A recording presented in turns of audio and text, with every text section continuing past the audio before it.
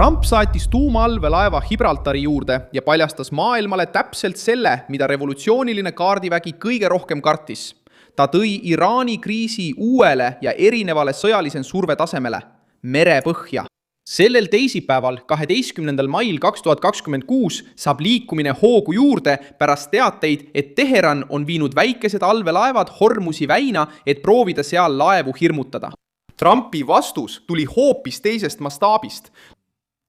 Ameerika Ühendriigid demonstreerisid Ohio-klassi ballistilist allveelaeva, mis on üks Ameerika mereväe kõige kardetumaid relvi.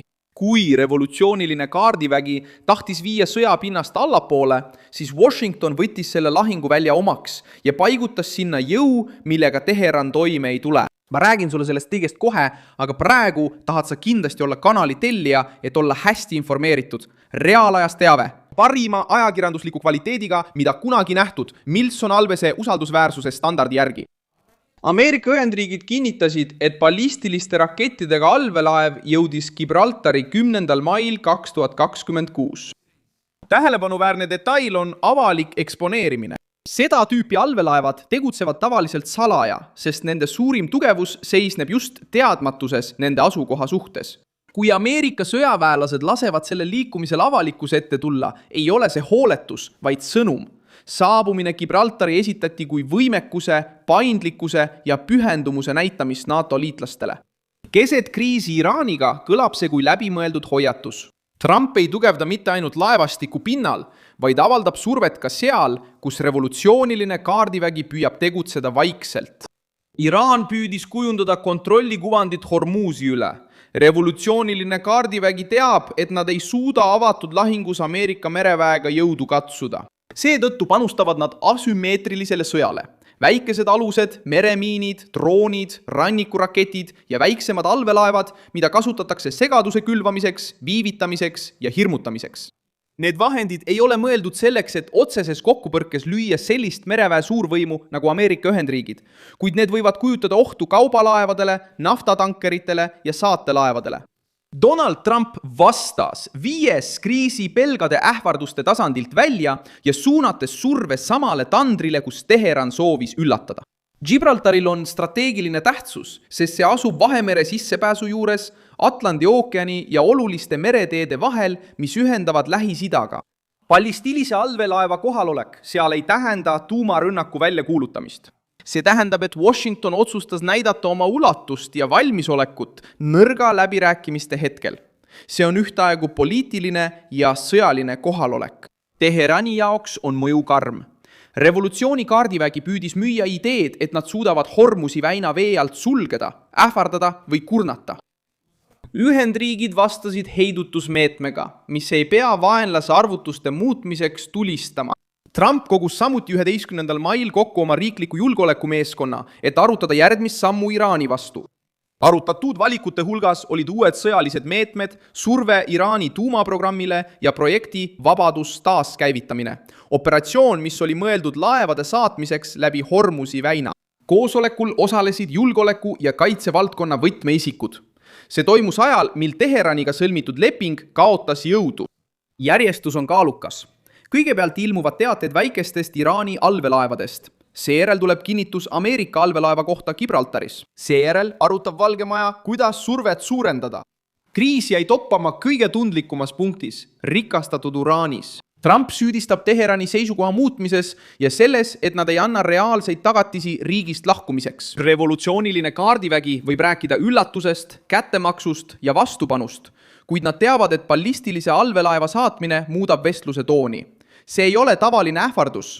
See on selline samm, mis tuletab Iraani režiimile meelde, et iga viga Hormusis võib kaasa tuua palju suurema vastuse.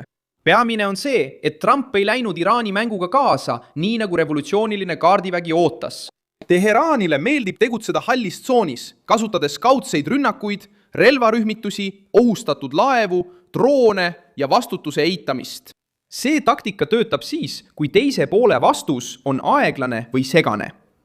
Nüüd on Valge Maja toonud lauale ühe strateegilise jõuvahendi ja lasknud maailmal seda näha. Sõnum Iraanile on, et iga provokatsiooni peale ei järgne ainult vastureaktsioon. tuleb ennetav surve, nähtav sõjaline kohalolek ja ettevalmistus selleks, et takistada Teheranil muuta meri lõksuks. See samm on sõnum ka Venemaale ja Hiinale. Moskva jälgib tähelepanelikult iga kriisi, mis kahjustab Ameerika Ühendriike.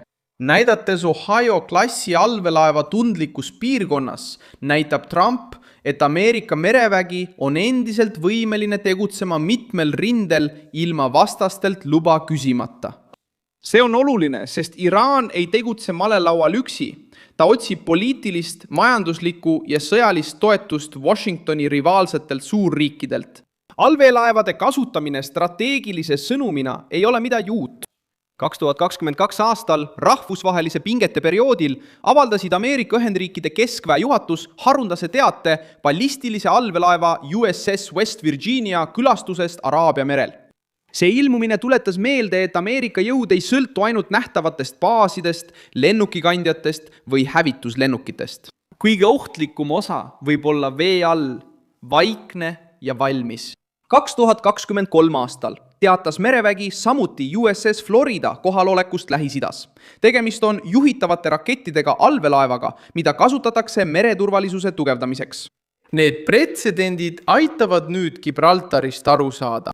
Kui Washington laseb allveelaeval nähtavale ilmuda, on eesmärk vältida, et vastane ajaks vaikus segamini nõrkusega. 2026 aasta erinevus seisneb kontekstis. Nüüd on otsene tähelepanu Iraanile. Tuumaläbirääkimised ausate avalduste taustal ja teadete saatel, et väikesed Iraani allveelaevad püüavad merel riski suurendada. Revolutsiooniline kaardivägi on alati püüdnud oma nõrkust kompenseerida üllatuse ja lähedusega. Väikesed allveelaevad võivad tegutseda madalates vetes, läheneda tundlikele marsruutidele ja tekitada kaubalaevade meeskondades muret. Aga need ei muuda strateegilist tasakaalu. Võrreldes Ohio klassiga on erinevus jõhker. Iraani mudelid, mida mainitakse tuhandete liikumistes, käsitletakse kui väikest rannikualadel kasutatavat diisel- ja elektrimootoriga allveelaeva. See on mõeldud madalate vete jaoks, lühikesteks patrullideks, diskreetseks lähenemiseks ja kohaliku ohu tekitamiseks laevadele kitsastes läbipääsudes. See sobib varitsuseks, piirkondliku surve avaldamiseks ja asümmeetriliseks sõjapidamiseks. Ameerika allveelaev, mis on Gibraltaril välja pandud, kuulub Ohio klassi. See on strateegiline tuumaplatvorm, mis on mõeldud töötama kaugel rannikust. See suudab püsida vee all pikka aega ja olla osa Ameerika Ühendriikide tuumatriiast. Lihtsustatult öeldes oleks Teheran merele saatnud piirkondliku häirimise vahendi. Trump vastas strateegilise juhtimisplatvormi okeaanilise ulatuse ja tuumajõuga. Teised riigid kasutavad sama heidutusloogikat. Ühendkuningriik hoiab tuumaallveelaevu kui viimast kaitsegarantiid just seetõttu, et need suudavad tegutseda varjatult. Prantsusmaa kaitseb samuti oma suveräänsust strateegilise allveelaeva jõuga. Venemaa kasutab allveelaevu jõudemonstratsioonina vastasseisus läänega. Hiina investeerib sellesse valdkonda tugevalt, et laiendada oma kohalolekut Indo-Vaikse ookeani piirkonnas. Kõigil neil juhtudel on allveelaev rohkem kui relv. See on sõnum. Ja just seal, kus Iraan soovis varjatult tegutseda, pani Trump jõumängu. Selle jõu, mille ilmumist kõik revolutsioonilise kaardiväe liikmed kartsid. Mina olen Milson Alves, rahvusvaheliste suhete ekspert ja minu eesmärk on hoida sind iga päev tõega kursis. Uudiste lingid leiad videokirjandusest. Pane sellele videole like, telli kanal ja vaata lõpus kindlasti kommentaare, et olla kogukonnaga veelgi paremini seotud. Milson Alves.